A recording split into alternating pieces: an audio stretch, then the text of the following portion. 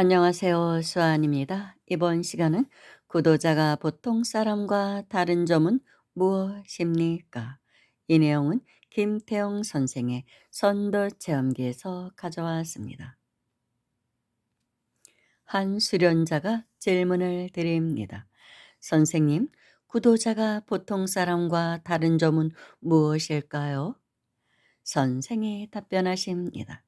보통 사람들이 그것 없이 무슨 재미로 이 세상을 살아가느냐고 말하는 모든 것에서 자유로울 수 있는 것이 다릅니다. 예를 들면 어떤 것이 있죠? 첫째, 술, 담배, 마약, 도박, 오락 같은 거 없이도 아무 불편 없이 살아갈 수 있습니다. 그것뿐입니까? 왜 그것뿐이겠습니까? 그럼 또 어떤 것이 있죠? 미식을 하지 않아도 아무 불편 없이 살아갈 수 있습니다. 미식이라면 무엇을 말합니까? 말 그대로 맛있는 음식을 말합니다. 보통 사람들은 맛있는 음식 먹는 재미로 산다고 흔히들 말하지만 구도자는 그런 것에 관심을 두지 않습니다. 그럼 어떤 음식에 관심을 둡니까? 맛이 아니고 건강을 유지할 수 있는 음식에 주안점을 둡니다. 선생님, 이왕이면 다홍치마라고 맛있는 음식이 건강에도 좋은 것이 아닙니까? 반드시 그렇지도 않습니다. 오히려 맛있는 음식은 절제가 결여될 때 과식을 부르게 되므로 그 때문에 건강을 해치게 됩니다. 그래서 맛있는 음식 좋아하는 사람 쳐놓고 비만증, 고혈압, 당뇨병, 심장병 등 각종 성인병 환자 아닌 사람이 거의 없습니다. 그래서 비록 맛이 없더라도 건강에 좋은 음식을 구도자들은 선호하게 됩니다. 건강을 잃으면 구도 행위 자체가 성립될 수 없으니까요. 또 맛있는 음식은 대체로 육식 중에 많습니다. 그런데 육식을 탐하다가 보면 구도자가 제일 깊이 해야 할 살생업을 범하게 됩니다.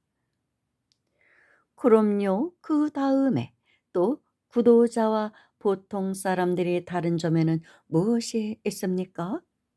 이성이 없이도 능히 살아갈 수 있는 것이 다릅니다. 이성이라면 무엇을 말합니까?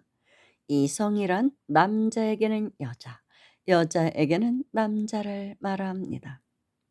네, 그러니까 애인, 연인, 정부, 남편, 아내 같은 것이 없어도 조금도 불편을 느끼지 않고 살아갈 수 있는 사람이 구도자이고 그렇지 못한 사람이 보통 사람이라는 말씀이군요.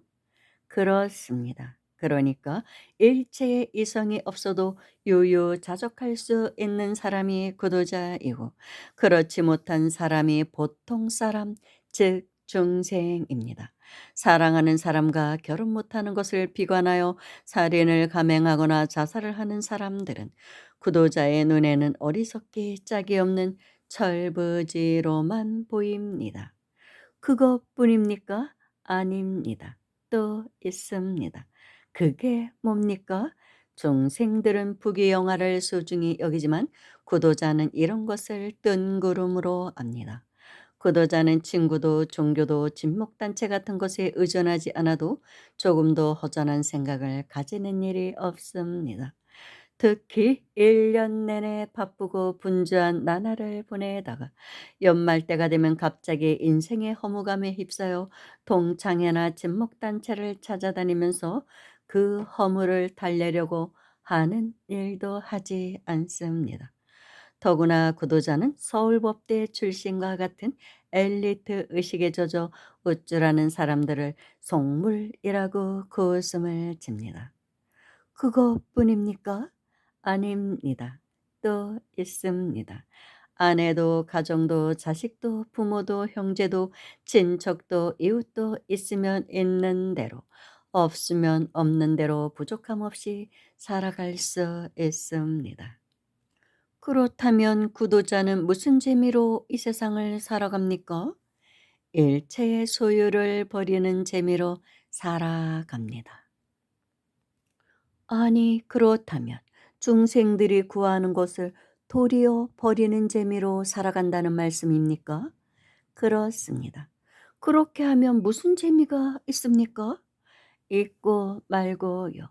일체의 소유를 말끔히 다 털어내 버렸을 때 오는 표현할 수 없는 정적감으로 살아갑니다. 모든 것을 다 버리는데 어떻게 상실감 대신에 충족감을 느낄 수 있다는 말씀입니까? 자기가 가진 것을 버릴 때 상실감을 느끼는 사람이 중생이고 그 대신에 충족감을 느끼는 사람이 구도자입니다.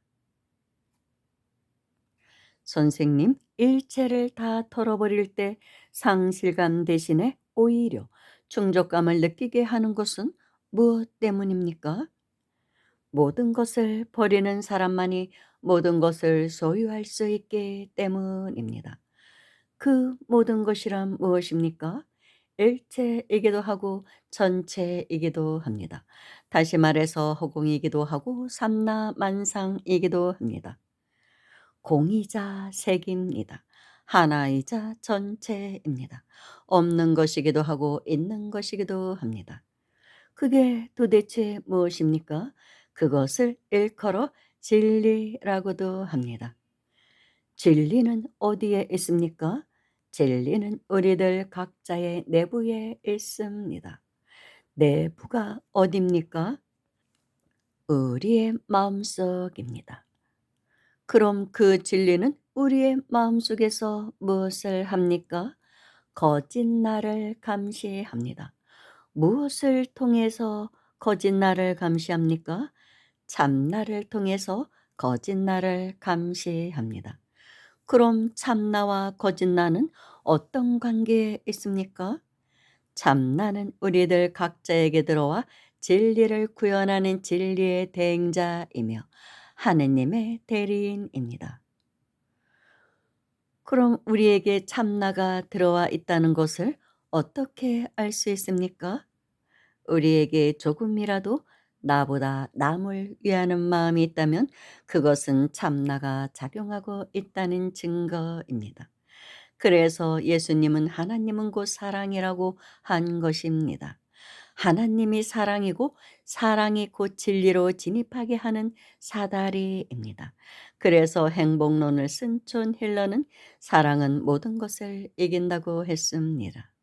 그런데 이것은 2500년 전에 맹자가 말한 인자무적이라는 말을 되풀이한 것에 지나지 않습니다.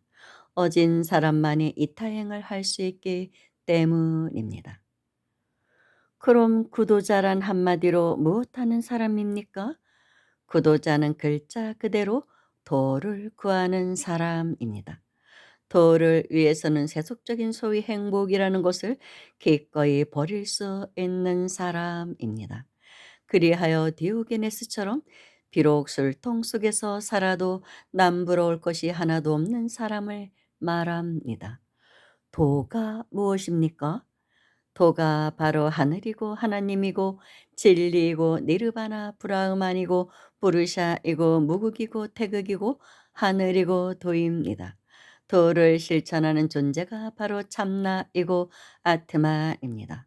구도자는 참나를 항상 의식하고 이타행을 하는 사람이고 보통 사람은 성색, 미식, 부귀영화, 명예 따위 이기행을 추구하는 사람입니다. 이타행만 하면 도를 얻을 수 있습니까? 반드시 그렇지는 않습니다. 그럼 어떻게 해야 합니까? 구경각을 성취해야 합니다. 구경각이란 무엇입니까? 큰 깨달음, 즉 대각입니다. 또 흔들리지 않는 마음의 평온입니다. 마음의 평온이라고요? 그렇습니다.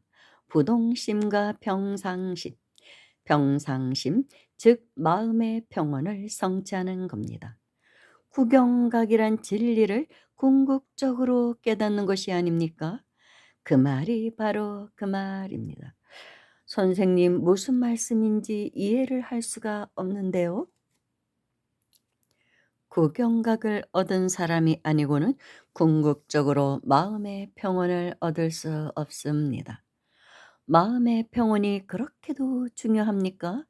그렇습니다. 흔들리지 않는 마음의 평온이야말로 생사대사를 이룩한 것을 말합니다. 마음의 평온을 유지할 수 있는 일쯤은 저도 할 수 있을 것 같은데요. 그럼 님께서는 아무 이유도 없이 억울하게 죽임을 당하게 되었을 때도 마음의 평온을 유지할 수 있겠습니까? 그건 좀 곤란한데요. 그렇다면 흔들림 없는 마음의 평온을 성취한 것은 아닙니다. 정말 죽음 앞에서 마음이 흔들리지 않는 사람이 있을 수 있을까요? 있고 말고요.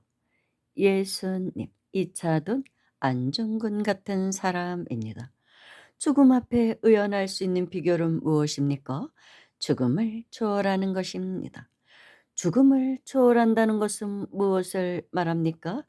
육체의 죽음 저쪽에 있는 영원한 생명을 포착하는 것을 말합니다. 어떻게 해야 죽음을 초월할 수 있습니까? 죽음 앞에서도 평온을 유지할 수 있을 만큼 마음 공부를 하는 길밖에 없습니다. 이상으로 김태영 선생의 훌륭한 법문을 마칩니다. 감사합니다.